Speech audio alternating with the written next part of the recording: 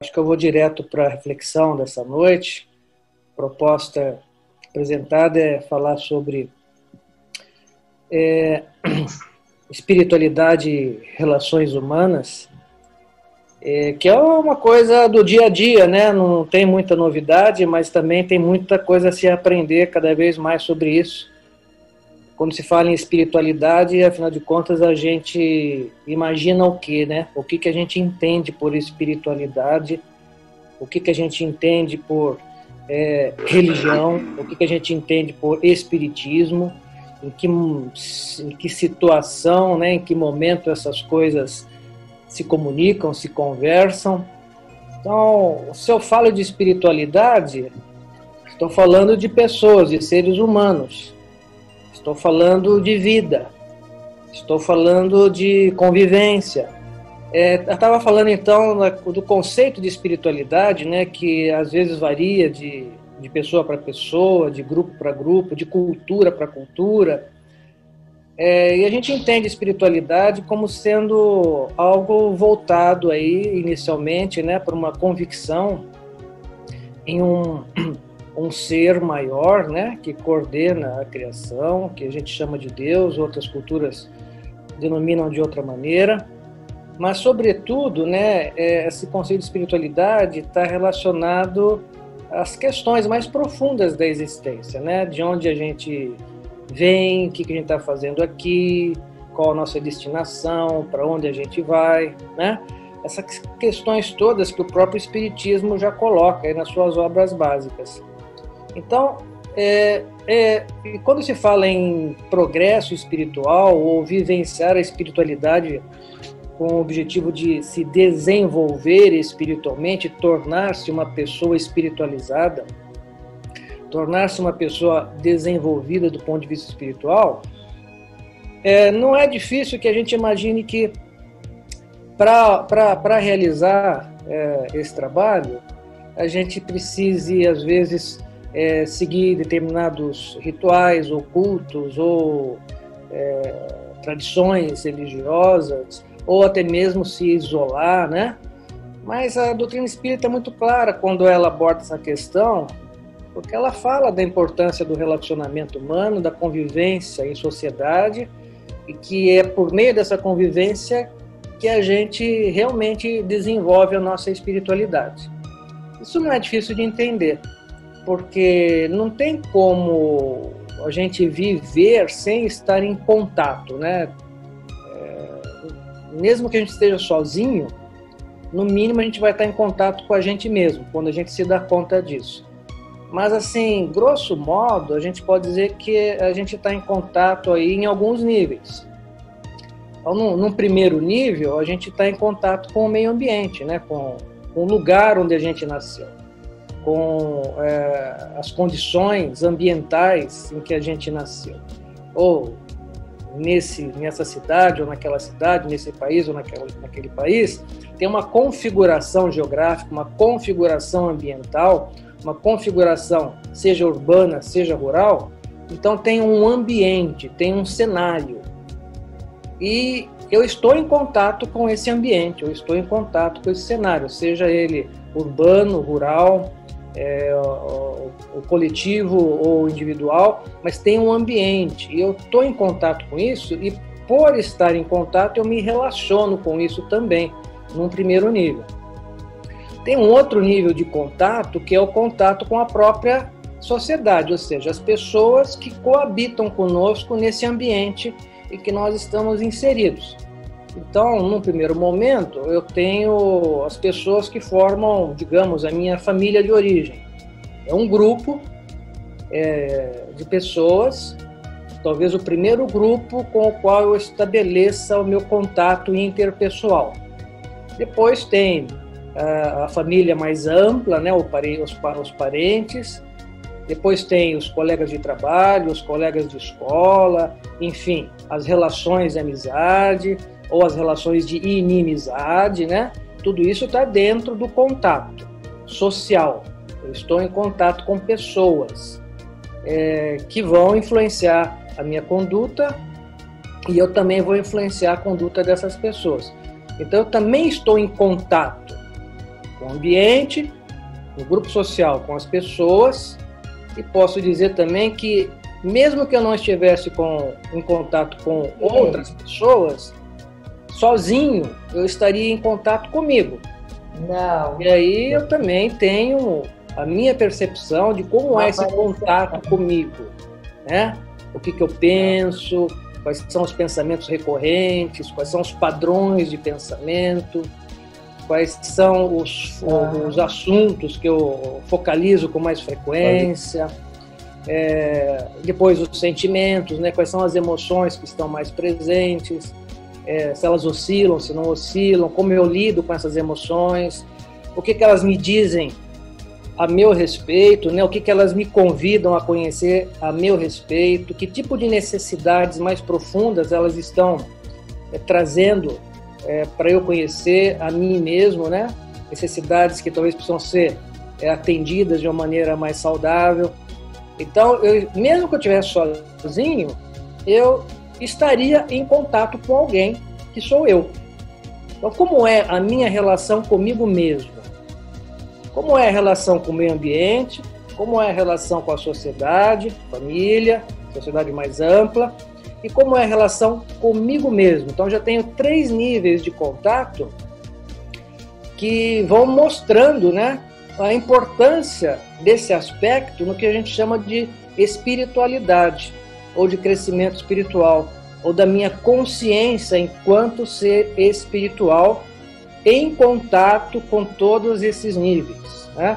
E tem aí um quarto contato que seria o com a própria espiritualidade, né? Os espíritos desencarnados, né? Estão já em outra condição vibratória, né? Nós também mantemos contato com essas entidades espirituais. Consciente ou inconscientemente, a gente está sempre em contato, né? Allan Kardec fala muito disso lá no Livro dos Espíritos, depois no Livro dos Médiuns também, que essa convivência com os espíritos é uma coisa muito corriqueira na vida de todos nós, né? É claro que nem sempre a gente se dá conta disso, mas os espíritos nos acompanham, nos influenciam, e nós também acompanhamos os espíritos e influenciamos os espíritos, né? Há uma convivência espiritual. Então vejam só que já tem 4 níveis de contato da minha consciência individual em relação ao meio ambiente, à sociedade, à espiritualidade e comigo mesmo. Então não dá para viver sem estar em contato. Seria assim uma fantasia muito grande eu supor que eu pudesse viver sem estar constantemente em contato, nem que seja comigo mesmo. E seria uma fantasia ainda maior eu supor que eu consiga crescer espiritualmente sem fazer desses contatos uma oficina de trabalho, na qual eu possa trabalhar a minha personalidade, as minhas tendências, eu posso aprender a me conhecer melhor, eu posso aprimorar o meu jeito de me inserir na sociedade, de me inserir na família, de me relacionar comigo mesmo ou com a espiritualidade.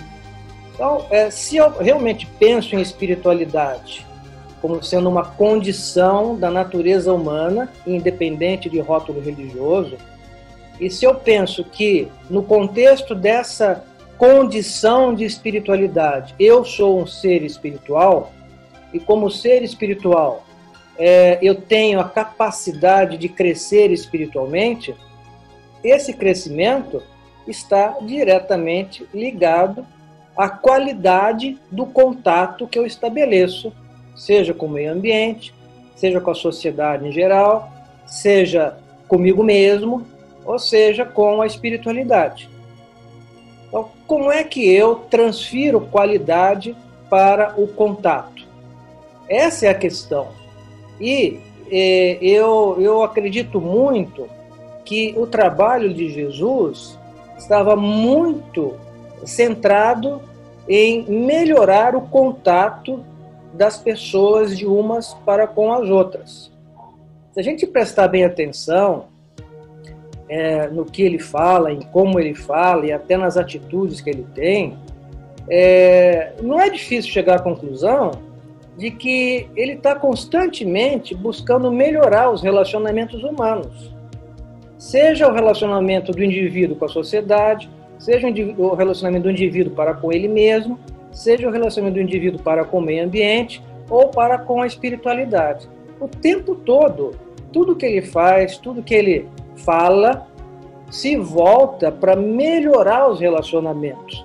Ou seja, para melhorar a qualidade dos contatos, os contatos interpessoais.